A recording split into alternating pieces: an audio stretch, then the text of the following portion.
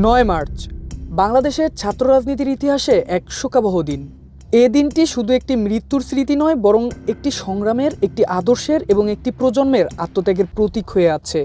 স্বৈরাচার বিরোধী ছাত্র আন্দোলনের এক অকুতোভয় সংগঠক ছিলেন মাহবুবুল হক বাবলু।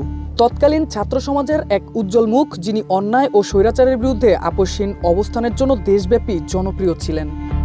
৮০ দশকের উত্তাল ছাত্র রাজনীতিতে নিরু বাবলু জুটি ছিল দেশব্যাপী অত্যন্ত পরিচিত।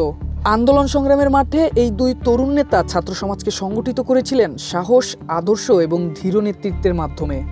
১৯৮৭ সালে স্বৈরাচার বিরোধী আন্দোলনের সময় ৯ মার্চ ঢাকা বিশ্ববিদ্যালয়ের হাজী মোহাম্মদ মুহাসিন হলে আততায়ীর গুলিতে নিহত হন মাহবুবুল হক বাবলু।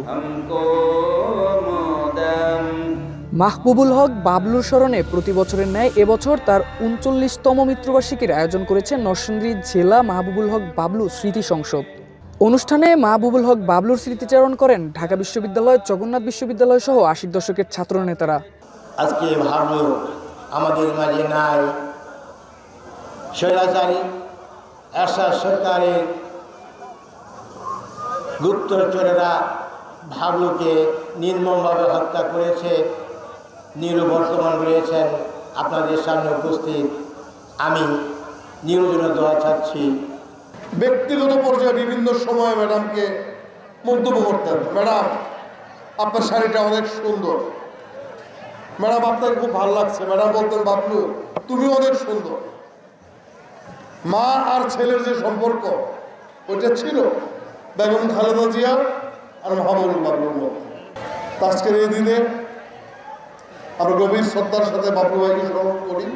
মহান রব্বুল আলামিন ওনার যে বর্ণাঢ্য জীবন, আজকে ওনার প্রতি আমাদের যে ভালোবাসা। এনজিওর বাবলু ভাইকে অসুস্থ অবস্থায় আমি সেখান থেকে মহসিন হল থেকে নামিয়ে নিয়েছিলাম, একটা স্মৃতিচারণ।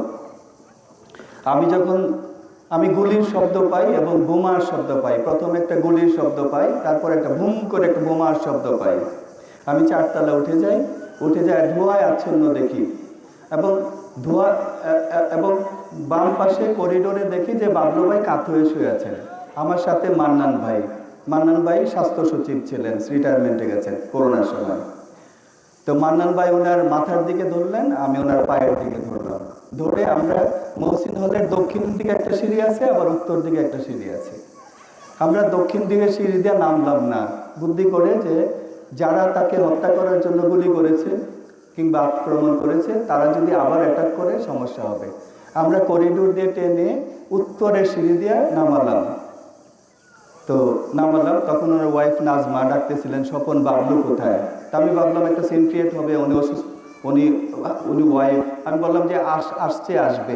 উনি ওনার রুমে চলে গেলেন, আমরা নিচে নামালাম। নিচে নামায় স্কুটার করে মান্নান ভাই বাবলু ভাইকে নিয়ে গেল। তো মান্নান ভাই পরে আমাকে বলছিলেন যে বাবলু ভাইয়ের শেষ কথা ছিল, মান্নান আস্তে ধরো, আমি বাঁচবো না। ৯০-এর আন্দোলন থেকে জুলাই অভ্যুত্থান, বাবলুর জীবন ও আদর্শ আজও নতুন প্রজন্মকে অন্যায়ের বিরুদ্ধে দাঁড়ানোর সাহস ও শক্তি জুগিয়ে যাচ্ছে।